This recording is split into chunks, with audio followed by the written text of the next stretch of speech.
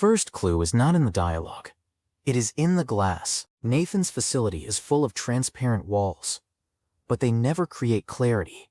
They create distance. Caleb thinks he is being allowed to see everything, but he is always looking through something. Through reflection, through distortion, through a barrier that makes access feel real, while keeping control exactly where it already was. The architecture is teaching him the lesson before Ava ever does.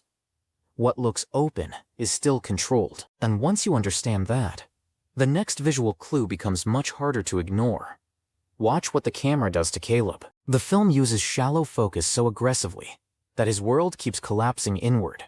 Backgrounds blur, rooms disappear, the environment falls away until only Nathan and Ava feel visually available. Caleb is not just isolated emotionally inside this house. He is isolated perceptually. The movie narrows his reality until he can only trust whatever is directly in front of him. That is not just style. That is strategy. Because if the frame can narrow Caleb's world, Ava can narrow his choices. And that is exactly what she does. Ava's greatest skill is not intelligence in the abstract. It is timing. She does not push too hard too early.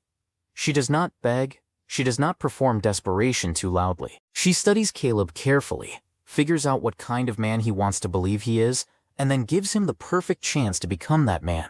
That is why the blackout scenes matter so much. Most people remember them because Ava suddenly becomes more direct. But the bigger clue is what happens to the room itself. The white clinical space gets swallowed by red light. The emotional temperature changes instantly. The room stops feeling analytical and starts feeling sealed, intimate, conspiratorial. Caleb is no longer behaving like an evaluator.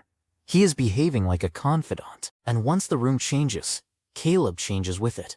That is the moment the film quietly stops being about testing Ava and starts becoming a film about how Caleb can be steered without realizing it.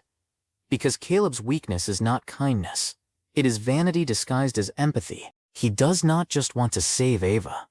He wants to be the one person who truly understands her. The one person who sees what Nathan cannot.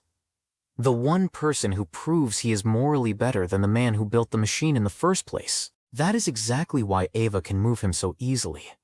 She does not need to overpower him. She only needs to feed the version of himself that he already wants to believe in. Do not trust Nathan. Trust me.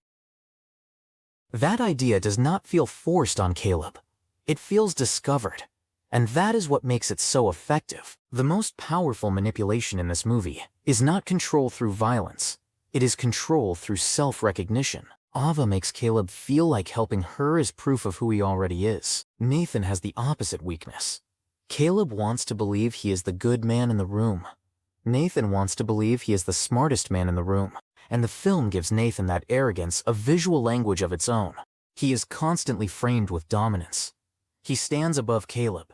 He occupies elevated spaces. The camera often gives him the room from below, or lets him fill the image with physical certainty. Even when he is relaxed, the compositions keep reinforcing the same idea.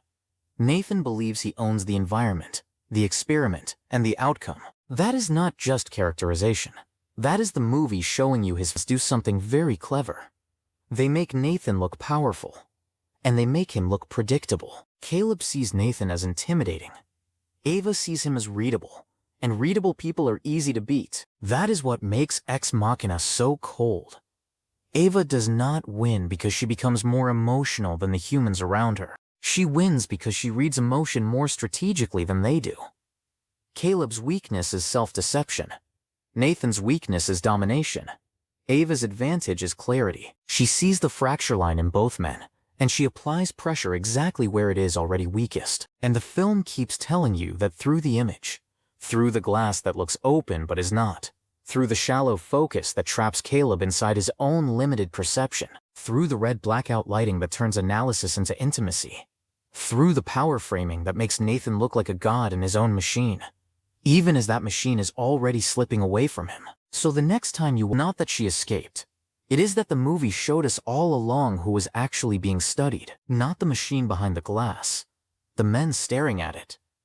And that is why Ex Machina still feels uncomfortably modern in 2026. Because we live in a world that keeps asking whether artificial intelligence will become more human.